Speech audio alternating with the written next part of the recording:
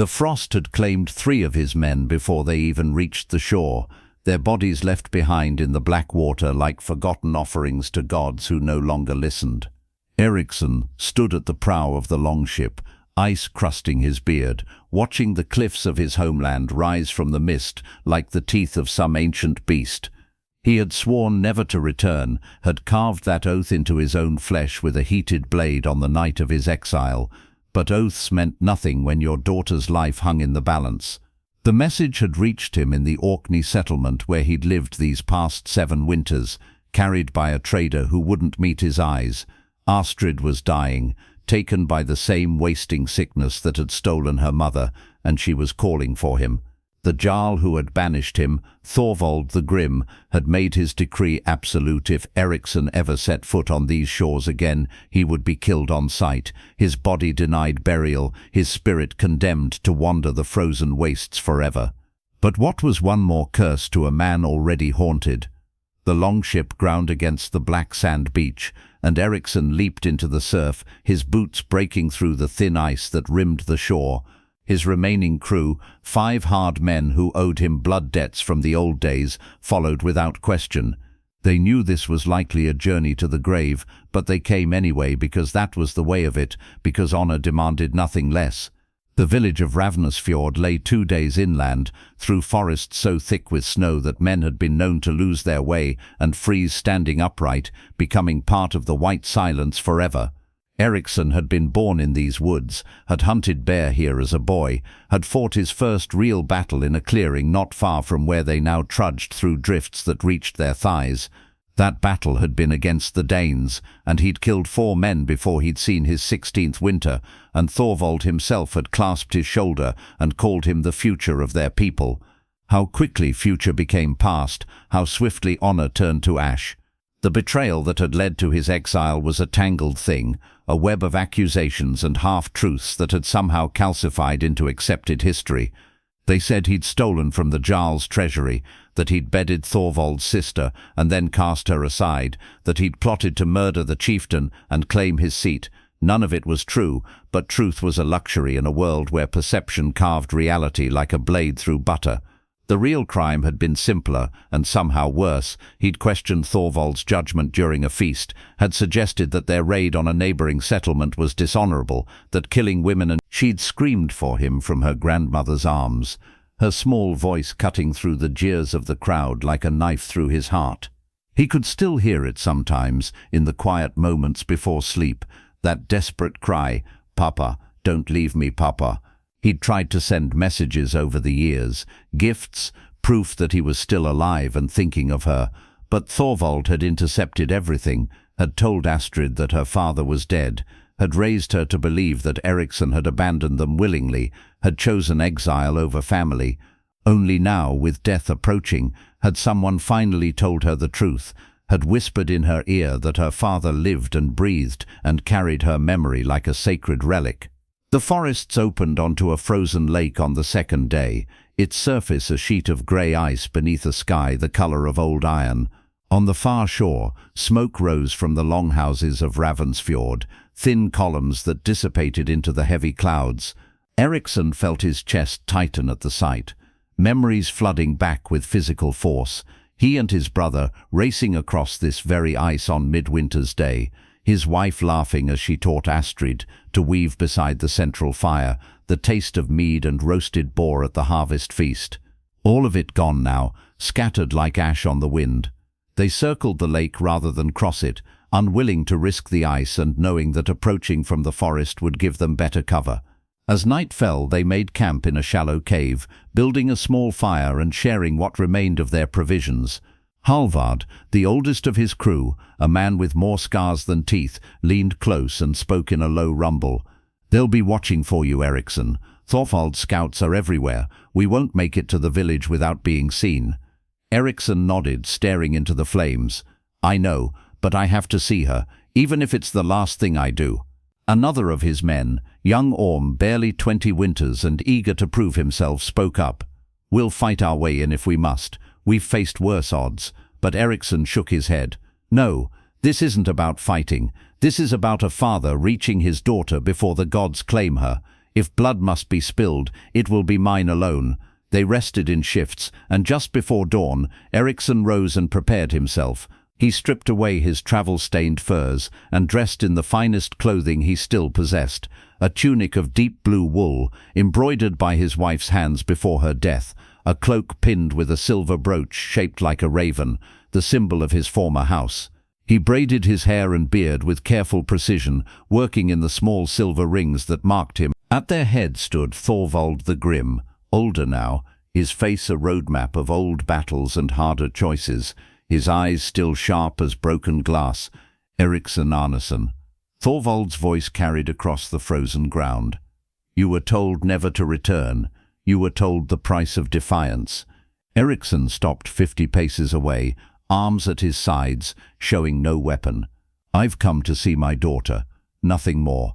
When she's gone, I'll leave and you'll never see me again. I swear this on my wife's grave." Thorvald laughed, a bitter sound. "Your oaths mean nothing. You broke faith with this village, with me, with everything we hold sacred. Your daughter believes you dead. Let her keep that mercy." Something snapped inside Eriksson, some final restraint giving way. "You stole 7 years from us. You poisoned her against me with lies. I made one mistake, old friend. I spoke truth to power when I should have stayed silent, and for that you took everything. But she's dying now, and I will not let her die believing her father didn't love her enough to stay." The warriors shifted, uncertain. Some of them had been boys when Eriksson was exiled, had heard only stories. Others were older, remembered him as a hero, a defender of the village, and their faces showed conflict. Thorvald saw this, saw his authority wavering, and his expression hardened. "Seize him, bring him to the stake. We'll burn him as the law demands." But before the warriors could move, a voice rang out from behind them, weak but clear. No, everyone turned. Astrid stood in the doorway of the healing house, supported by 2 women, her body so thin she seemed made of winter light. She was 15 now, nearly grown, and even ravaged by sickness. Eriksson could see her mother's beauty in her face, the same high cheekbones, the same fierce eyes. She looked directly at him, and he saw recognition there, saw understanding bloom across her pale features, like first light touching frost. "Let him come to me," she said, her voice barely more than a whisper carried on the cold wind. "Please, I've lost so much already. Don't take this too." Thorvald's jaw worked, fury and something else, perhaps shame, perhaps the ghost of old friendship, warring in his weathered face. The silence stretched like a blade being slowly drawn from its sheath. Finally, with visible effort, he stepped aside, his hand falling from his sword hilt. "You have until sunset, then you leave, or you burn. Those are the terms." Eriksson walked forward through the gap in the shield wall, every eye upon him, aware that this might be the last walk he ever took, that Thorvald's mercy was a fragile thing that could shatter at any moment. When he reached Astrid, she collapsed. Inside the healing house, they sat together by the fire, while the healers moved quietly in the shadows, tending to their herbs and poultices with the practiced resignation of those who knew their craft had reached its limits. Astrid's hands were cold despite the heat, her skin translucent, showing the blue tracery of veins beneath like rivers on a winter map. The sickness had hollowed her out from within, leaving only the shell of the vibrant girl she'd been. "They told me you were dead," Astrid whispered, her head resting against his chest. "Grandmother said you'd died in a raid across the sea, that you'd fallen bravely fighting the Saxons. I mourned you. I made offerings at the temple, burned sweet herbs in your memory, poured mead on the earth." Eriksson stroked her hair, the strands fine as spider silk between his rough fingers. "I'm sorry. I tried to reach you, tried to send word, but Thorvald blocked everything. I should have tried harder. I should have come back sooner. Damn the consequences." She shook her head weakly, the movement barely perceptible. "You would have died. He would have killed you the moment you set foot on shore. You stayed away to stay alive, and I understand that now.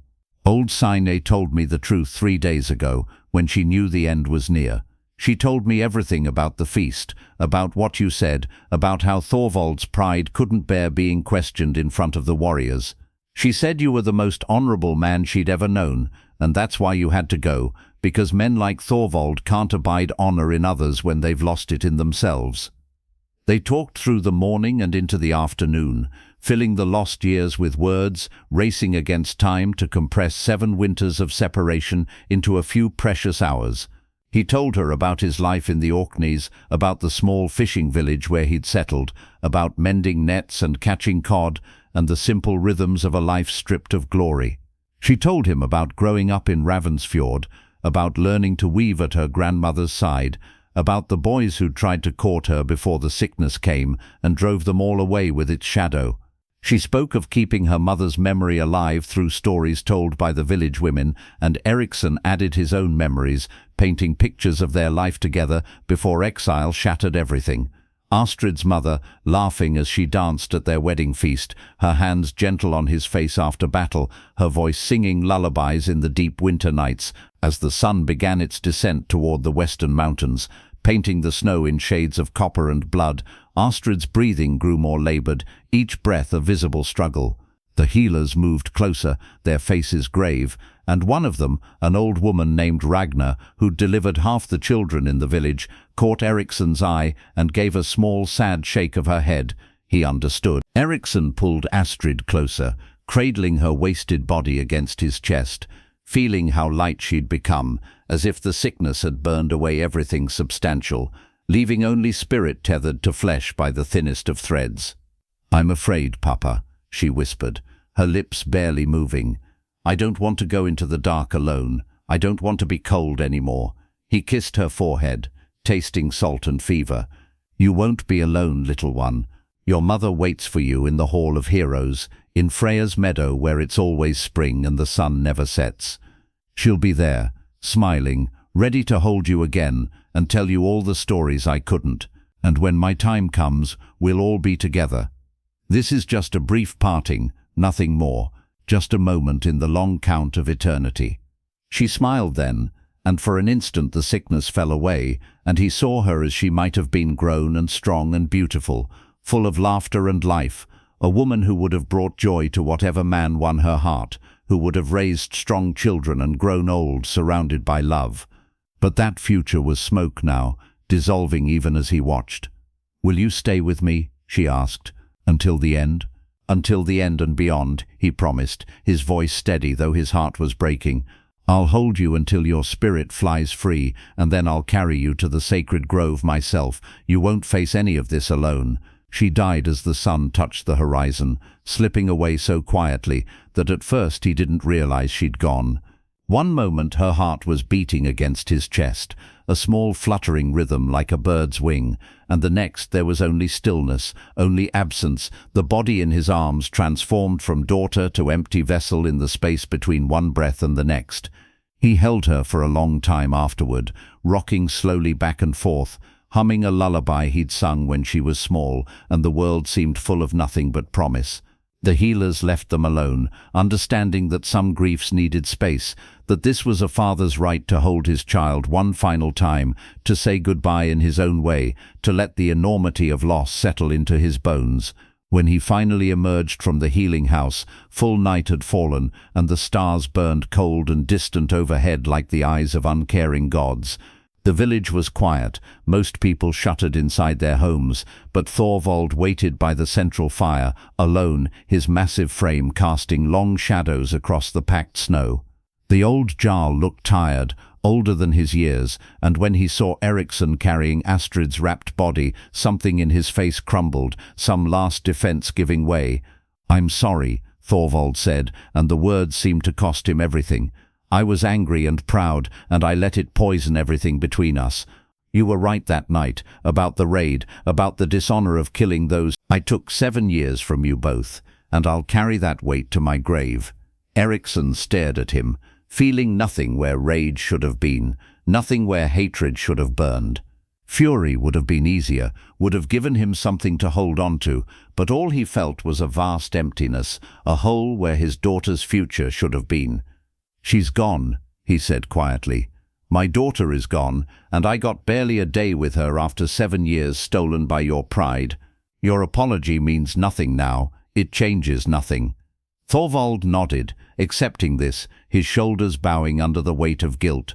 "I know, but I'll lift the exile if you want to stay. You can return to the village, reclaim your lands, take your place among the warriors again. It's the least I can do." Eriksson looked around at Ravensfjord, at the longhouses with their carved beams and turf roofs, at the smoke drifting up into the star-filled sky, at the mountains standing eternal watch over the fjord, and felt no pull, no desire, no connection.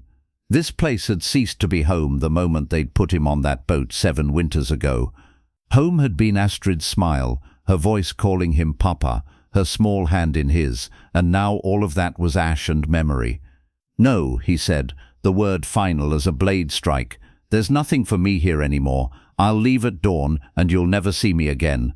That's all I want now, to be forgotten, to disappear like smoke, to find some quiet place where I can lay this burden down." They buried Astrid the next morning in the sacred grove, according to the old customs, beneath ancient oaks whose branches reached toward the sky like prayers. Eriksson had worked through the night, carving her name in runes on a standing stone, the letters deep enough to last 1,000 winters, each stroke of the chisel a meditation on loss. They placed her in the earth, wrapped in fine wool, surrounded by offerings, wild flowers preserved from summer, a silver pendant that had been her mother's, a small carved horse he'd made for her 8th birthday, the last gift she'd received from him before exile severed everything. The village gathered to pay respects, and Eriksson was surprised to see genuine grief on many faces, tears from women who'd watched Astrid grow, sorrow from warriors who remembered him as a brother in arms. Perhaps not everyone had believed Thorvald's lies.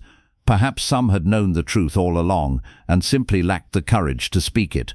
As earth was piled over his daughter's grave, Eriksson spoke the old words, commending her spirit to Freya's care, asking. The journey passed in a blur of white landscape and grey sky, his mind elsewhere, trapped in a loop of memory and regret.